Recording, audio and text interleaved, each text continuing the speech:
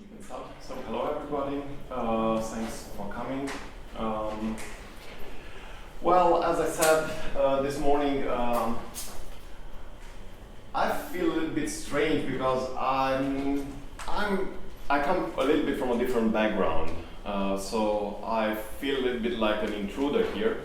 But on the other hand, can you hear me? Because I feel pretty strange with that. Okay. But I have a loud voice, so I guess if you hear me, guys, it's okay. Okay, so I thought maybe I should say a few words about myself. I'm wearing two hats, and it's not so much about introducing myself, it's more about understanding what's my viewpoint on the things that matter to you, I guess. So first I have an academic hat. I'm a full professor in Timișoara. Actually, I think the youngest professor and certainly the youngest PhD advisor that the university ever had. So there I also feel like an intruder. I don't feel like a professor and all that stuff, but whatever. But one of the things which I love is I started a research group on quality assurance and software maintenance based on the research which I started doing since 1996. Let me remind you that the refactoring book appeared in 1999. So it's when things like clean code and code smells and all of that stuff were just not so much, and refactoring were more in the research labs rather than in the industry. And I started, of course, being with that academic hat on. I started publishing, and then I published some more, and then I published some more. And all those publications brought me a lot of citations. And then I published a book at Springer, and that was sold very much, and it was reprinted. And as a result of that, I got an award from IBM on the issue of continuous detection of design problems. And then some years later, I got an award of which I'm really proud of still, because it's only two people who got it, and because the jury included these guys and Francis Allen. And it's all these things that I worked on that I'm going to talk about today. And of course, as a result, I got in all the program committees and all that shit that you do in the academic stuff. I chaired the most important event on software maintenance scientifically. I gave a lot of invited talks in various universities, and I did consultancy and trainings for all these companies. And after doing all of that, I felt tired. And I had to stop. Which means I'm still a professor because I have to get at least a ridiculous amount of money from somewhere. But I got tired of that. So this brings me to my second hat. You know, I was doing a lot of research concerning detection of design problems. Okay, sorry, you call them smells or unclean code or whatever the term is, right? But it's issues with the way we write and design our code. And I said, why the heck should all these things be in research papers and not in practice? My aim is not to get 500 more citations, to write one more book, to do more courses, to do more trainings, to do more talks. I really want to see things moving from research to all of you guys who are practitioners. And that was what is still burning in my heart today. So I started a spin-off with some colleagues of mine who have a similar background in quality assessment. So our point was we would like to do tools and to do also consultancy, but more tools that would support quality assessment in large-scale software. And as a result, incredible things happened. We transformed a research prototype, which was pretty much used in many universities around Europe, in a product which is called Infusion. To our total surprise, in a period of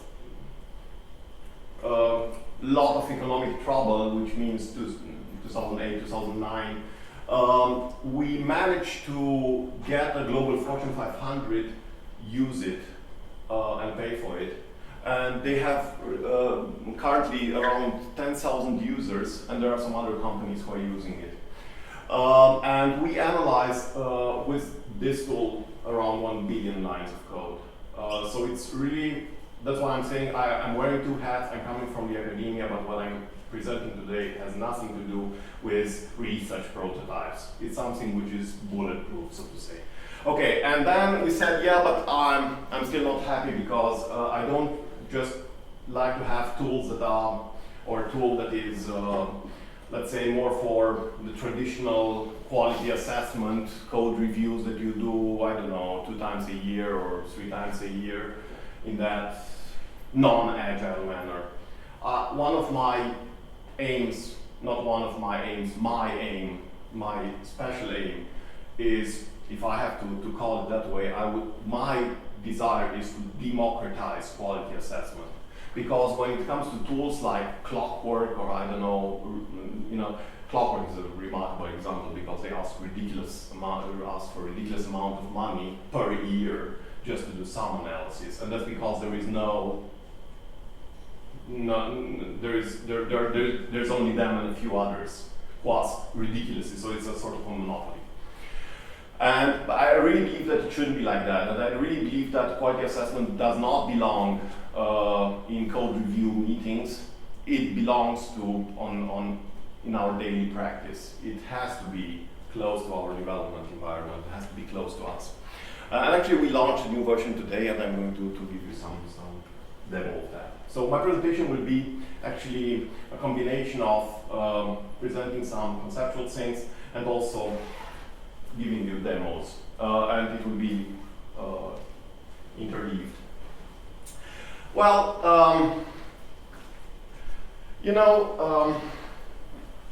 I'm trying to put things a little bit in context. In 1946, when the first computers appeared, there was something very special about them. And the very special thing was that software was very much visible. And it was one of the rare moments in time when software was visible, and it was all of those wires. And when we see all of those wires, we say, oh my God, is software complex, isn't it? Right?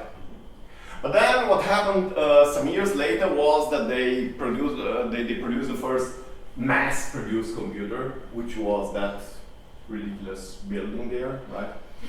UNIVAC. And it looks impressive, right? But it has a big disadvantage. Where is the software? Well, actually, the software is there.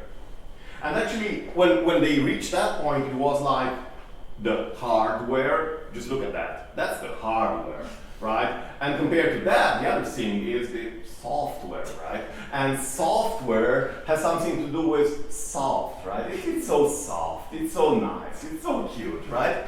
And then we moved to 2013, and what did we try to do? That big thing was bothering us, so we reduced it, right?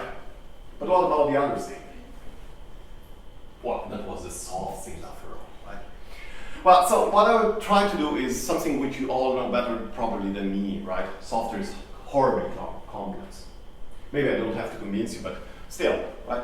And the problem is that it's not visibly complex, or right? If you go and say, I don't know how many of you were in a technical museum, I don't know, in Munich, in Vienna, somewhere in Europe, in a technical museum, and then you see engines and you see all the stuff, and it's really impressive, right? They say, oh my God, those are engineering marvels.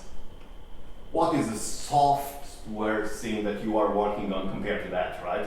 It's probably way more complex than that engine that you are admiring, but that's impressive because it's huge, it's material, you see it, you are impressed. Not so much about the software. And because of that, it's because of that complexity, there is this sort of study, I don't give a shit on them, but the fact is there, right? There are some projects who succeed, there are some projects who brutally fail, but there is a large category of projects that have a politically correct name, which is called challenged, right? Challenge means that pain in the ass that we are experiencing daily in our offices, right? Challenge projects, right? So the question is, how complex is our project? And let me just make a little bit of math. Imagine a project of 1 million lines of code. This is big. Is it? Is it? Oh, really? If you run it by yourself. Yeah. I mean, software systems are much larger nowadays. If you ask people, they will say, well, when I started analyzing code, analyzing 1 million lines of code was sort of impossible, right? Right now, I use 1 million lines of code as test projects, right? I'm testing in code and in Fusion with 1 million lines of code. It's not like the huge performance. Now, my huge performance now, I'm proud of analyzing 15 million lines of code in one piece with a laptop, right? Okay. So 1 million lines of code. Imagine 3 seconds per line of code to read it. This makes it something like 800 hours. It makes it like 104 days. It makes it like 4.5 months, maybe 5 months to just read the code. Did I say understand the code? No, I just said read the code. Yeah. Of course, true. Never sleep. No. It's 8 hours. It's 8 hours a day, and it's 22 days per month. No, it's 4.5, let's say, person months of effort, right? By the way, I forgot to say, please interrupt me at any moment, right? During the talk, during the demo, just ask questions. I want it as interactive as possible.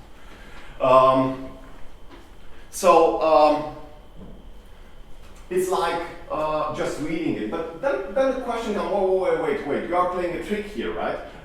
We don't have to read it. Why should I read the code, right? After all, the code is for the computer, right? So here's the reason. That's why I told you I'm pretty much of a crazy academic guy, and I don't feel like one, right? In the academia, they teach us, we go from requirements to design, there's this nice code here, but in reality, we all know that this is bullshit. We don't do it like that, we do it like that. We start from some code, and then it gets masked. That's actual development. And then we have a big problem, right? The only documentation that we have is the code. It's not like you go and say, could you please show me, did you experience that? Especially when you come new to a company. I work with companies and I also do that naive thing when I'm doing consultancy for them. I say, could you please give me the design documents? And this is laughing, we can give you the design documents, but they have nothing to do with the reality which is in the code, right? That's something like we do afterwards sometimes when we are asked for, right? So the only documentation is the code. And this makes things complicated, and then we have to read the code. And because we already heard this morning, we heard about Ward and about his wonderful metaphor of technical debt. And I would put it this way, although Ward would fight against that, because he says technical debt is not when I'm negligent and I'm writing some dirty code, but in fact, oftentimes we still can consider that. We are oftentimes under pressure. We have deadlines to meet, we have stuff to do, and you can't simply just play the game of refactoring and blah, blah, blah and stuff because the deadline is tomorrow, right? And then you have to meet the deadline. But that's not the problem, as we all know. The problem is exactly like with that. There's no problem to get some money from the bank to buy a house. The problem is if the next day after you bought the house, when the bank knocks at your door and say, okay, now pay. And say, what? Right? What pay? I forgot. Right? That's the thing which we can't do. And of course we shouldn't do with software. We can do it with software, but it will shoot us. It will retaliate, right? So the question is, how can I control that? And there's Tom DeMarco who says that we cannot control what we can measure. We cannot control what we cannot measure.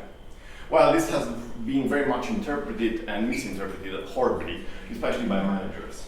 I apologize if there are any managers here. Managers are good guys.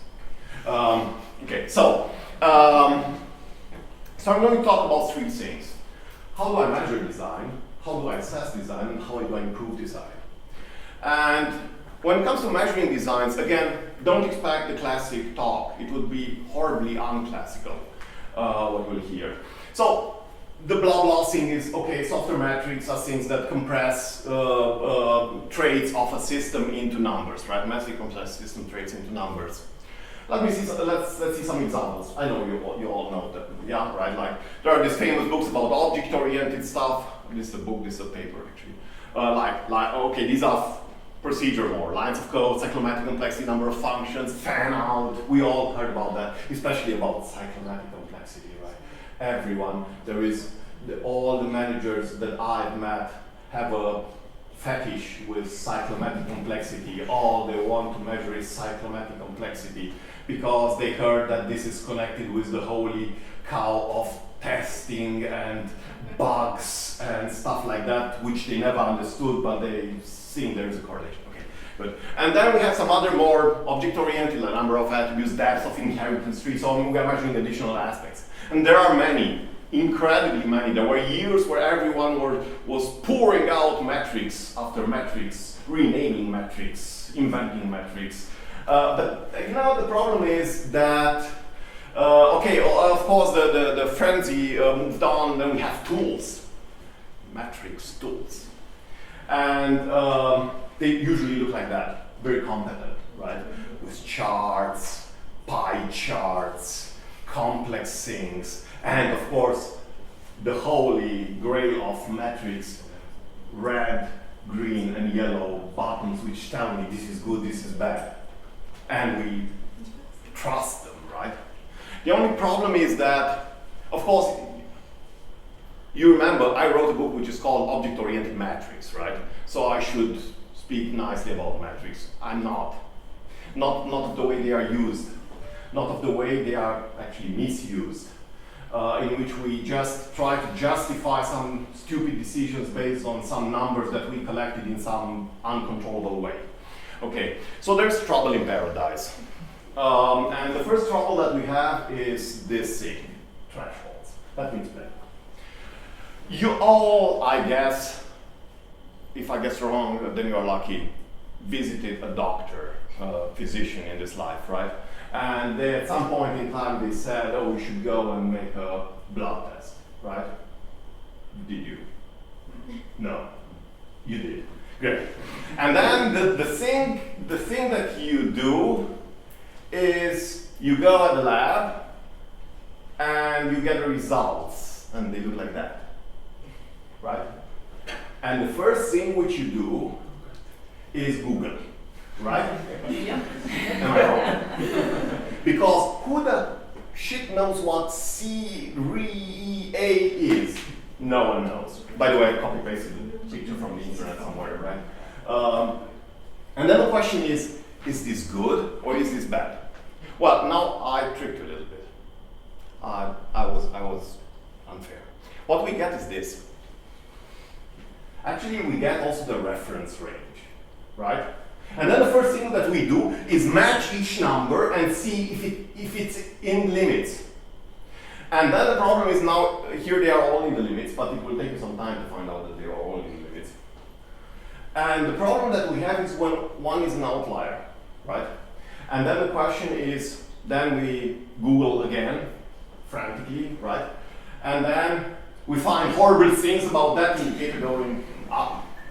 And then we go at the physician and say, doctor, I believe I will die tomorrow. And he looks and says, oh, this is pretty good, right? And say, how the heck? And then he explains, look, this one is a little bit too high, let's say. No, it's not in this case, but I'm saying it's too high. But look at this one, because this one is exactly in the middle. This means that the other value is not so relevant. It's probably something temporary. Or some other times, do you know what I'm talking about? Some cases where a value is an extreme outlier and we get scared. And some other times, God forbid that we experience that, when it's a little bit off range, and we just go relax to the physician and we say, look, I think I'm cool. And say, oh my God, I'm scared. Right?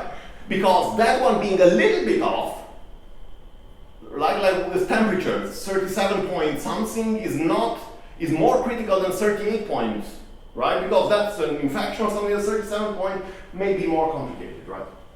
Okay, so it's not so obvious to interpret. That's what I'm trying to say. What about software metrics? My question. Here is a very nice system.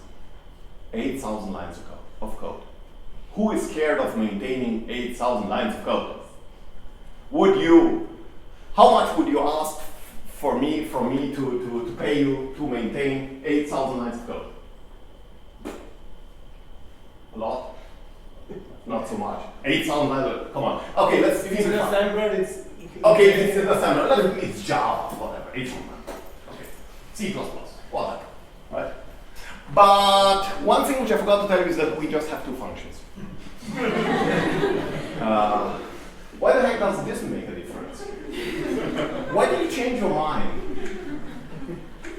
Isn't it? What do you ask? When I come, I say, oh, I'm working on a big program. How big is it? I say, oh, it's 10,000 lines or 100,000 lines of code. I say, oh, that's big. You know? And it doesn't say anything. Or what is a cyclomatic complexity? Oh, it's so much. Oh, blah, blah, blah, blah. But what does it mean? Nothing. Sorry. Okay. And then we have lines of code, number of methods, number of classes, cyclomatic, number of packages, fan out, and then we have some numbers. In this case, it was brutally evident, obvious. What about this one? Are these normal? You know, it's the same question I'm asking about the physician. Are these numbers normal? And the question is, who the heck knows, right? If it's not really an extreme outlier, who the heck knows?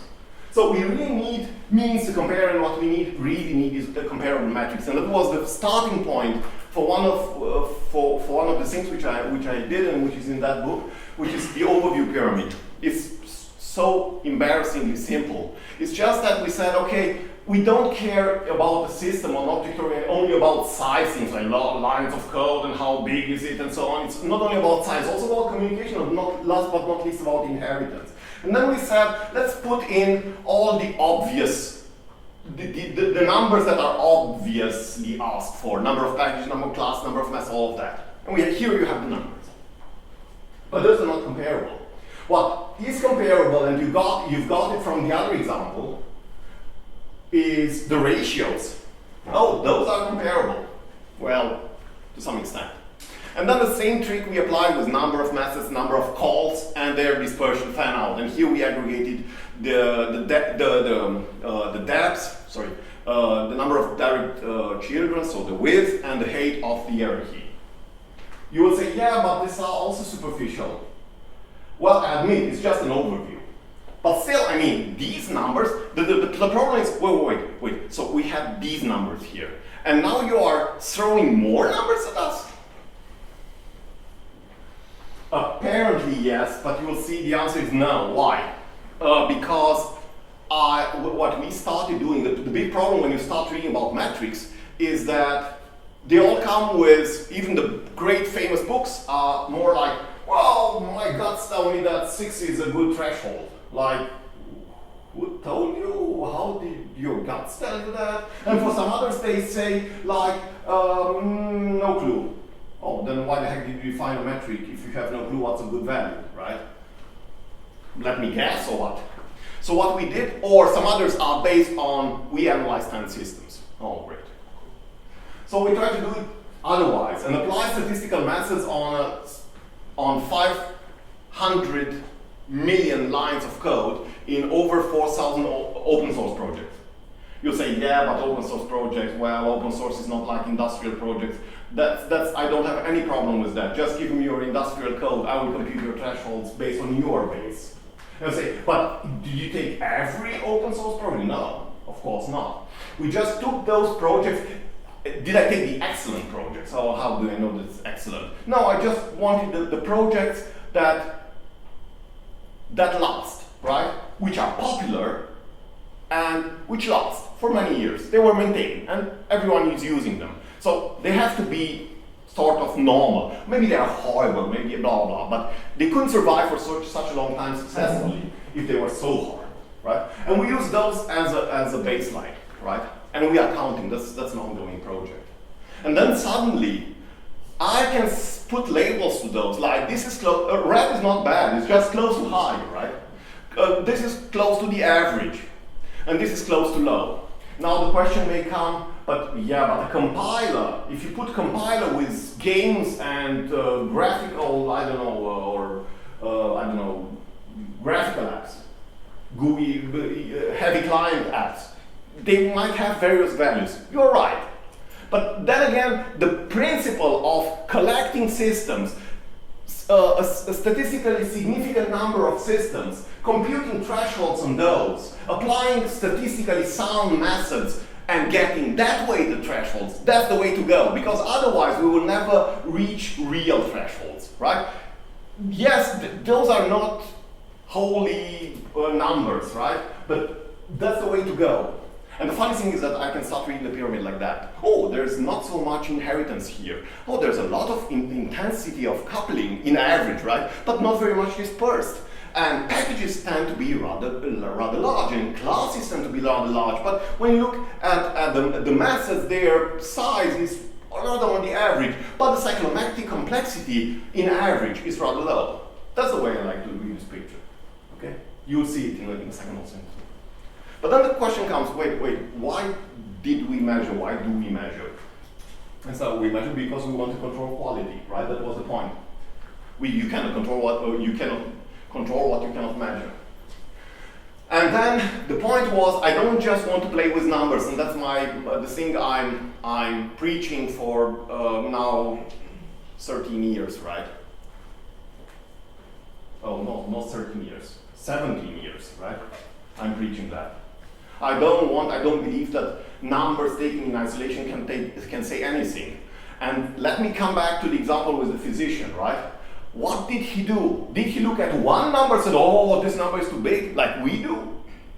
Because we are ignorant? No. He just looked at very subtle correlations, which none of us is able to know by heart, right? That's why he's a physician and Google is not.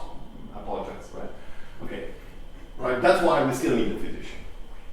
Because he or she knows what combination of metrics is an indicator of a problem and what is just, after all, metrics are just symptoms for a disease and also for a code disease, for a code smell, for an unclean code. And now when I'm speaking about unclean code, you will see I'm not speaking about code conventions, about obvious things which you just point to and say, oops, here we have a problem, let's change this line, right? It's not about Boolean things, as you will see on the next slides, and that makes things a little bit complicated, but I'm coming to that. So I'm moving to the second part, assessing design.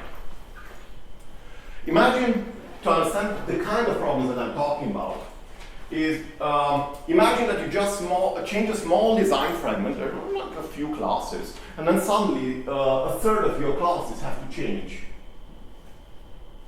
Is this a bug? No, it's not a bug. Oh, we didn't obey code conventions. No. But isn't that painful? Right? Okay. So, and that brings me to our common ground, like when we talk about our dear Uncle Bob, right? And his principles, his wonderful principles, which I never get tired of teaching each year to my students, right? And the thing that puzzled me before clean code appeared and all that stuff was because there was some other books before that which were talking about design principles, rules, best practices. And if we break them, they degrade our code, they degrade our design, they make us to get technical debt, and they lead to design problems. Are these bugs? No. But there's a recent study. This is the most important journal in empirical software engineering. There's a lot of bullshit that's published as empirical studies and blah blah blah. This one is not publishing bullshit. That's a very hard to reach place in this world. And some guys published a study which called an exploratory study on impact of anti-patterns, and their conclusion was this one. Classes participating in design problems, this kind of problems, and I'm going to be more concrete in the following minutes, are significantly more likely to be subject of changes or to be involved in fault fixing changes, in bugs. It's performed on many systems, and it's statistically sound, perfectly sound. It's not like they say, yeah, of course, because you say, like, of course, there are some bigger classes, Of course, they have more design problems, and because they are larger, obviously they also have more bugs. It's a logical, no, this is normalized everything. Everything is normalized here, right? And then the point was that we had in literature, do you know Arthur Real, Object-Oriented Design Heuristics? Does anyone know this book? No? Okay, so sad. Or Brown's book on anti-patterns? No? Yeah, some of you. Okay, cool. And then there's, of course, that famous chapter 3 in Fowler's book on refactoring, which is not written by Fowler, but by our dear Ken Beck, right? About the code smells, right? And then the problem with all of those is all of those have descriptions, except mine, but have description of anti-patterns, of design problems, like God class and blob class is called, or duplication, or shotgun surgery, or refuse bequests, the feature envy. Do you recall those names, right? And the problem is that you read Kent Beck's book, or Fowler's book, or one of those books, and say, oh yes. You read the few sentences there, I know exactly what he means. I know that because I experienced that. That's cool. And then the question is, you read that, you understand that, and then I'm telling you, you should never do that again. And I say, sir, yes, sir, right? But then the problem is that, remember about the deadlines, the pressure, all of that stuff. How exactly I'm always aware about all the catalog of anti-patterns and trying not to do this and don't do that and do this and do that. I can't do that, okay? It's humanly impossible. And then there is more. As we heard this morning, we are dealing a lot with legacy code. Sorry to say, I don't know how many of you are so lucky that the project starts and ends with you in a company. Are you many or you? Congratulations. That's cool. No, because it's your code, but it's 10 years ago code, so it's also bad.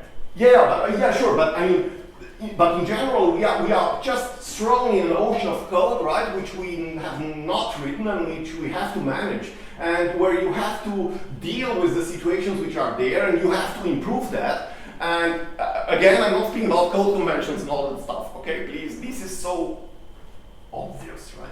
Okay, it's about more subtle problems like these. So the question was, and that's the thing which I worked on, how to detect automatically instances of such design problems. It doesn't have to be perfect, it just has to be good enough to help me. It has to spot some real problems. Yeah, exactly. Just exactly. It's not like it's perfect. And then again, of course, it's a handicap for me to do things like this rather than saying check code conventions, which can be expressed exactly, and then you have to check them and say, here's a problem, change it. This is not like that. And you will say the consequences. But we have a problem. The first problem is this with the granularity of metrics. And as I said, the physician wants has to aggregate metrics. So that's the same thing we have to do here. And actually, we have to treat design problems as first-class entities and go from that informal descriptions to more formal, quantifiable descriptions of those. Let me give you an example. That's the book, Arthur Real. Still to be found, wonderful book. You should really read that. And he speaks about God classes. And that's a quote from Arthur Real. God classes tend to centralize the intelligence of a system to do everything and to use data from small data classes. Or maybe you have a different understanding of a God class, but that's his definition, right? Okay, and then I tried to optimize it a little bit. I said, no, let's put this in another way, like this. I didn't change any word. Now let's remove the unnecessary words. So it's three things: centralize intelligence, do everything, use data from small classes, from small data classes. So what it says is God classes are complex, they are not cohesive, and they use external data, right? And say, wait, for complexity I know metric, for cohesion I know metric, and well, for external data class I had to come up with one. There was no famous one in the literature. In the meantime, it's very much classical. By the way, do you know PMD? Yeah. Okay. PMD has recently, this year, has introduced a detection rule on God classes. I'm proud to tell you that they are using my implementation of it. Okay. So things are moving in that way. So okay, so we are trying to compose matrix. It's again embarrassingly simple. I'm too stupid to do intelligent things, so I'm doing simple things. So actually, what I call detection strategy is a matrix-based logical rule, saying like this is rule 1. It's based on a metric higher or lower than threshold, right? And then I combine them with AND, with OR in very many different ways. And then, of course, an example is the God class. Okay, I should have put the terms in different order. Complexity, non-cohesive, uses external data. And you tell me now, wait, you have a problem with these thresholds. How the heck did you get those? Voila, you see, that's why I started with metrics and bored you with metrics and thresholds, because otherwise I would fall it on my nose. Are these perfect? No, they are not perfect because thresholds are imperfect, whatever I do. But they are good enough as indicators. There are some other, like you heard talking earlier about feature envy, right? About envious masses. It's the same. Well, it's exactly Canbeck's definition, like it uses more than a few attributes from other classes, but also it's not very much interested in its own class. So the ratio between what it uses from others and what it uses from its own class is very low. It uses, okay. And then it's one more thing. If I'm using many data from any class, it does not call feature envy, by the way.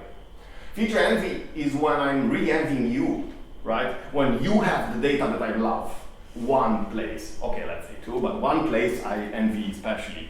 And then the question is, if I love so much your data, why the heck am I not moving over to you, or your data move to me, right? But we are going to talk about it later.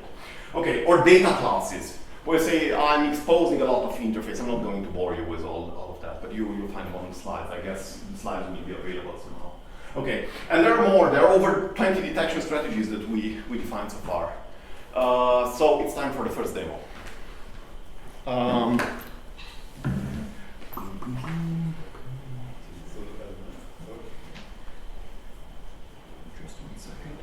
Okay, cool. I preloaded the system, but here's how encode starts.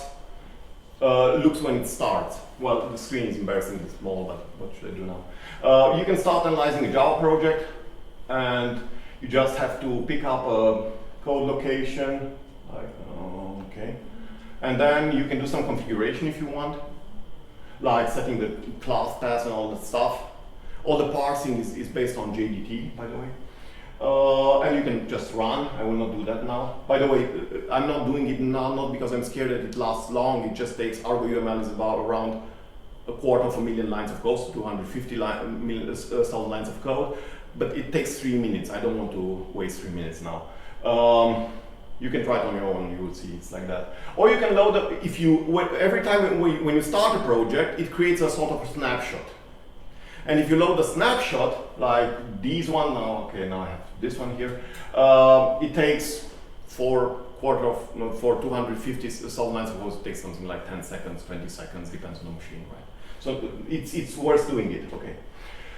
Okay, that's the not so interesting thing. The more interesting thing is this one. When it starts, it looks like this. It tells me, so it analyzed your system. It was embarrassingly simple to start it, right? Just say, here's my project, run. You don't set anything. And then it tells me, I have 5 God classes. You can read the numbers, of course. You see all the design flows. You see, for example, message chains is something which we don't have. Message chains is another name for Demeter's law violations, by the way. The law of Demeter. Okay, cool. Okay, and then we have those detected instances of a design problem, of design problems. And you may be wondering what's the red border around them, because as you look, I'm sure you did that exercise, it doesn't seem like proportional with the number, because here's 35 and it's not very red, right? It's not, because there is a second thing which we notice that would be very useful. Well, not all God classes are equal. If a God class is just about the threshold, just about the threshold. Let's say it uses data 3 3 attributes, 3 objects from another class. Compare that with one which is using 23 objects from another class, right? So then for each of these instances, we have a severity, which we consider from 1 to 10, 10 being the worst. And then this is the average severity. So I have 35 instances of data clumps. You know data clumps from Fowler? Data clumps, list of many items, usually parameters that go together. Horrible. But it's not so bad. It's not so bad. Okay? And then the second thing is, yeah, this is a perspective which says, ta-da, design problems. This one says, yeah, but I'm not curious about design problems. I'm not solving design problems. I care about my class. Where the heck is my class? And then we have what we call flawed classes. Remember, this is a starting point. You just start here. These are the flawed classes, and they have obviously a cumulative severity, right? Because a class can have, or a method can have more than one problem, right? It can be a data clamp and be involved mixed and duplication of method. Or a God class can be also tradition breaking. Okay. And then we have this ranked list of, if you want to start somewhere, start here. I'm not saying that these are the easy to solve cases, but you could start here. Or you could at least search where your class is. And of course I can click on God class and I see the God class is sorted again by their severity. So it's always this principle of I don't have time to waste.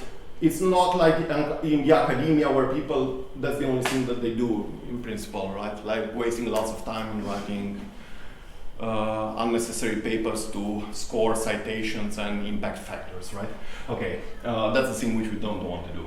Okay, so here we don't have time. So then I want to see what's my biggest problem. And the biggest problem is in 2 terms. Many instances, it's a dominant problem, and also the severity of the problem in average. And then I know where to come in. Or I can choose a different point of view and look at what's the class which is worst from your point of view. And you start there. You just pick a point of view, but every time, everything is sorted so that you can start at the most important point. And then of course I can start with a God class. And then obviously I see immediately the code. By the way, this is also integrated in Eclipse. We are working in doing the integration even smoother. So you can try it also as an Eclipse plugin. Find all the instructions I will give you later. And then there is something here which I'm not going to talk now about. In a sense, it's just a description of, wait, but I don't know exactly what you mean by a God class. I have some good news. You don't have to know what a God class is to start using that, to start playing with it. Because I'm telling you, it's always telling you what it is. This uses many attributes, and it's excessively large and complex, and all of that. And because it's not like, I don't know, lint or find bugs or check style or all those things where you have a warning and then you push the button and say, ah, yeah, he's right. Right, and then you just fix it, relaxed, right? Here it's things where you have to do it because it deals with deeper refactorings. I cannot just say, oh, push here a button and the God class is away. There is no such thing, right? And then I need you, right? You need yourself. I want you to reason, to use your experience to deal with that, but not waste your time finding information which a tool should give you. You know, it's exactly like sharing the responsibility. A tool should do what a tool is good at, and you should do what you're good at, right? And then I have various mechanisms. You say, why the heck do you say that I'm using too many external data? Let me show you, but not now, right? I will move back to the presentation, and then I come back exactly at that point. Okay? So, well, one of the questions which came to my mind was, okay, isn't that just academic fluff? Well, it's not, but one of the things which I recently did was this.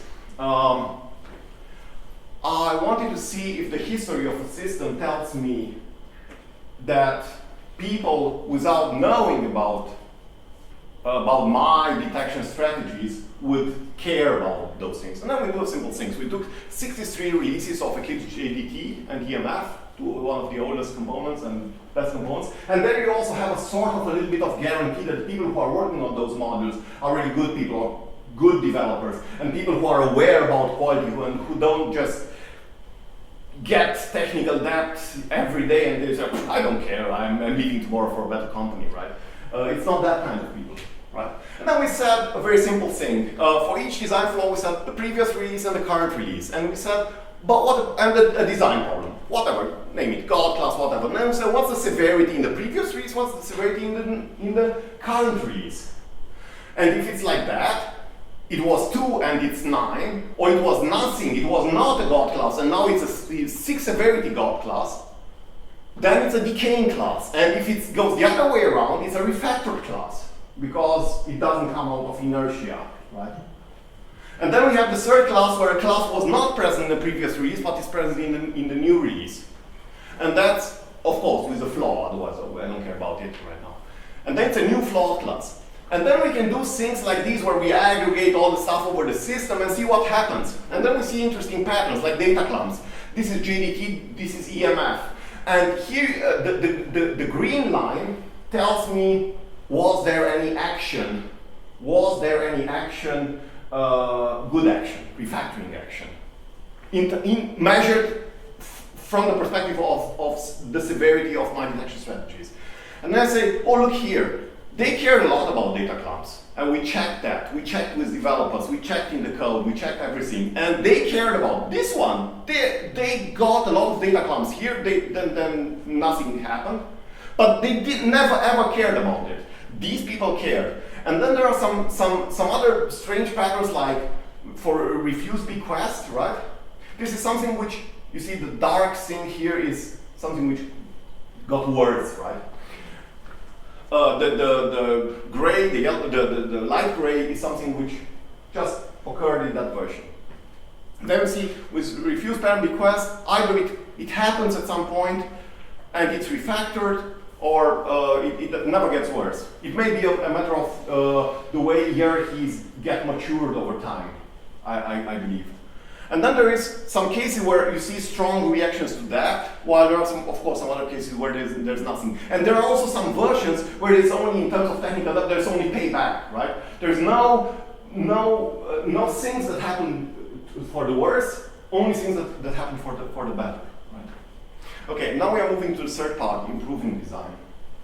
Let me give you a very naive or simple example. It's not naive because it's from real code, but it's a simple example. Look at this class. Well, a lot of public attributes, right? And then I say, oh, this is a data class. Oh, such a horrible data class. And then I say, let's put everything private. And then when I do this, so I encapsulate the data. But when I do this, I have compilers, of course. Someone is using that data. So I'm looking at who is using the code. I'm highlighting who is using the code. And I say, what should I do now? Oh, I can move this message from tar entry to tar header. And then encapsulate the public data. So I do that. But, well, when I look closer, there's code duplication. Oh, I forgot to tell you. Code smells go together. They have bodies. They have partners. They go in pairs or in more, right? So here's code duplication.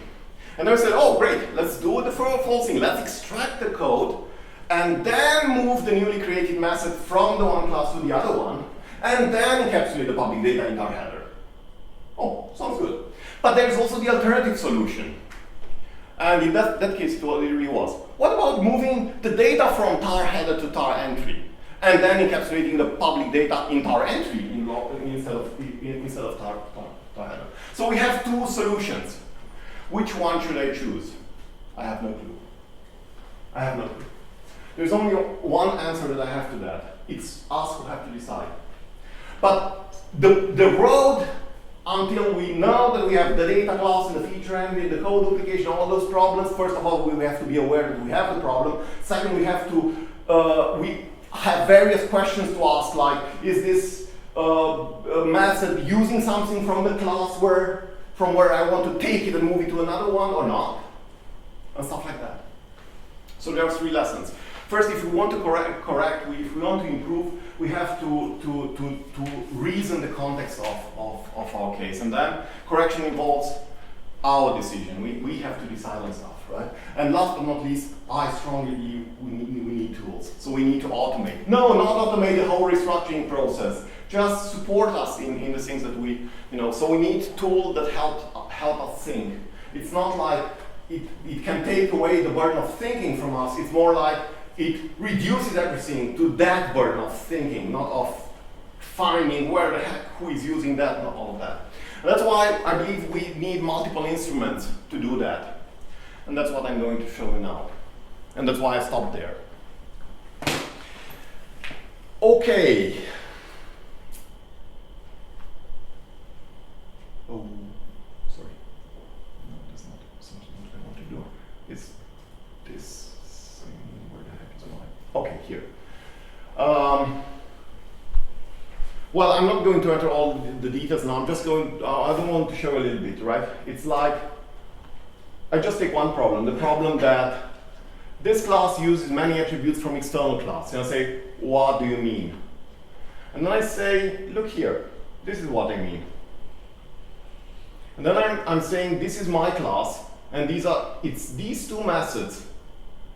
It's these two methods that are using data. And now the question is, who is using what? That's the obvious question. And of course, if I'm moving around, I will find my answer. But the other funny thing is that it's not that easy as saying, oh, if this one is using, let's move the data over here. It's wait. Who else is using the data? And that's why we have so many classes here from so many packages, because it apparently something from here is very much used. So let's move to the other part. And these ones are, by the way, data classes. That's why they are red.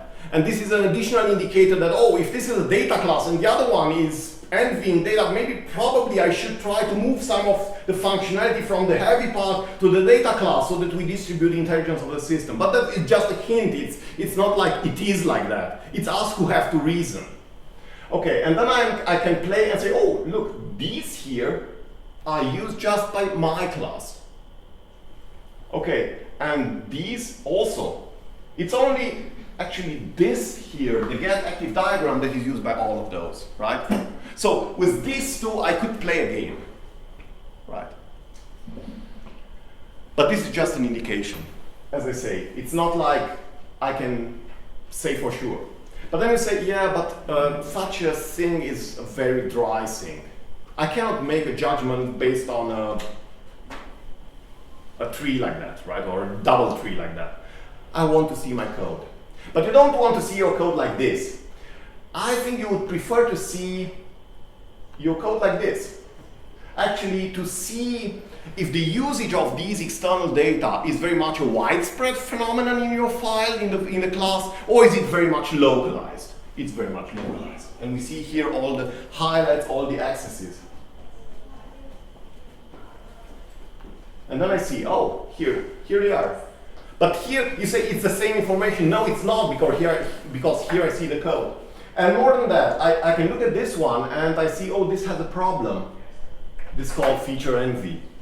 And then I say, oh, wait, I have a feature envy. There's a data class over there. This thing is a gold class, so it's complex. And so the solution looks very much like. Am I sure? No, because I didn't write Argo UML. But there are many hints. But now I have the information based on which I can reason. That's the kind of things which I love to see. And there is one more thing. There are many ways to explore. Many ways to explore. But I believe that the best way to do it is to see. Let me explain. There was a cholera epidemic some years ago in London. And then they never knew what's causing it. Until one moment when one guy started to put a dot everywhere where someone was dying. And then he found out that there are some fountains, some sources of water from where people take water. And then they found that it's around this pump here that most of the people died. And then, based on that, they closed this and cholera stopped. Okay? Why didn't they just look at the tables? They all had all the figures before they put it on the map. They had all the data there. But it was unusable. we are visual beings, and we like all those, right?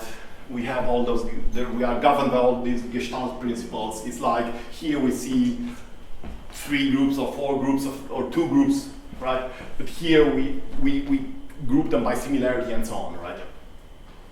And then there was one more thing which makes visualization very important. And let me demonstrate that. It's called pre-attentive features. It sounds complicated, it's very easy. Count in 7 seconds the number that are higher than 0.85. The slide will stop after 7 seconds. Bang. Same exercise again.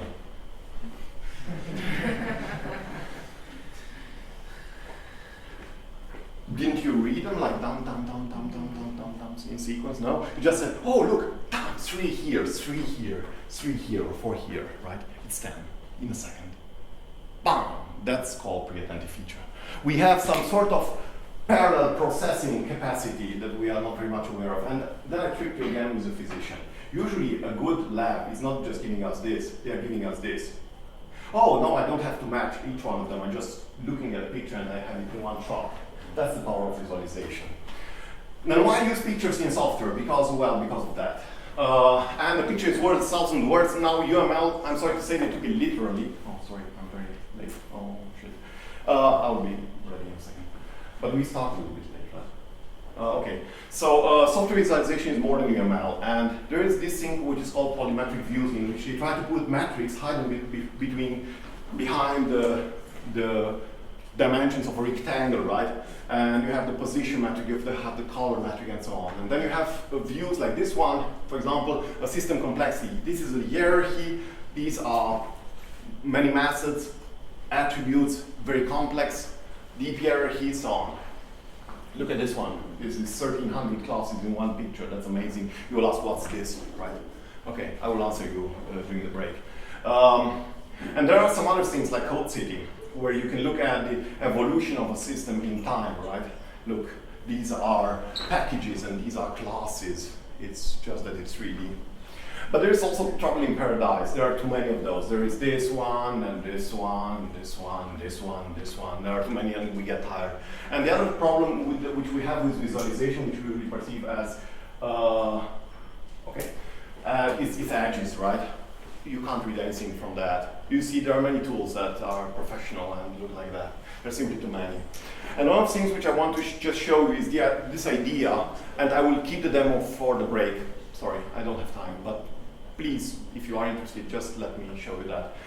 It's the idea of polymetric maps, in which we try to reuse a layout and use no edges. I'm just giving you an example. You see this one is cool. On one hand, it looks like a city, but you have to turn it around because I don't know what's behind that block here, right? And all of that stuff. So we decided to use reuse the idea, and we define the package map.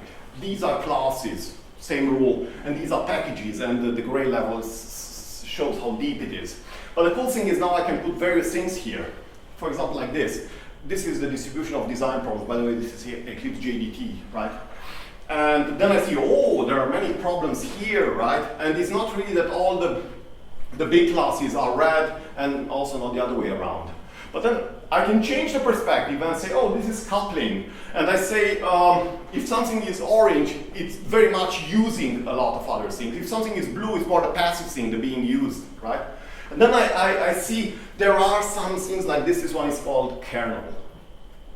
It doesn't make sense that it's very much used, right? And then I can select something from here, and then you just see the dependencies of this class. This map is interactive, and it's interactive in ways which I don't have the time to show now, but I can demo them at any time. Or you can try them yourself if you just try the tour. The same is with the hierarchy map, but I'm going to jump that. Okay. So here, for example, I see the problem that I have with any type of visualizations is I cannot represent interfaces because it's not a tree anymore, right? But if you put it in layers and you skip the edges, which no one cares about in the end, you say, yeah, but I don't see the hierarchy. But yes, you do. When you care about the class, you see, oh, this is its hierarchy tree, right? And then I can put design problems on this one.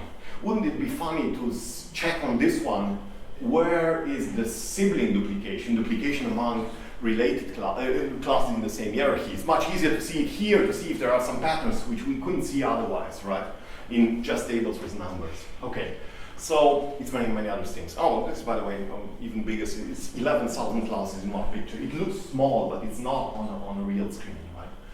Okay, a picture is worth 1,000 words. A demo is worth 1,000 pictures. I'm inviting you after the break to, or during the break to give you the final demo. Thank you.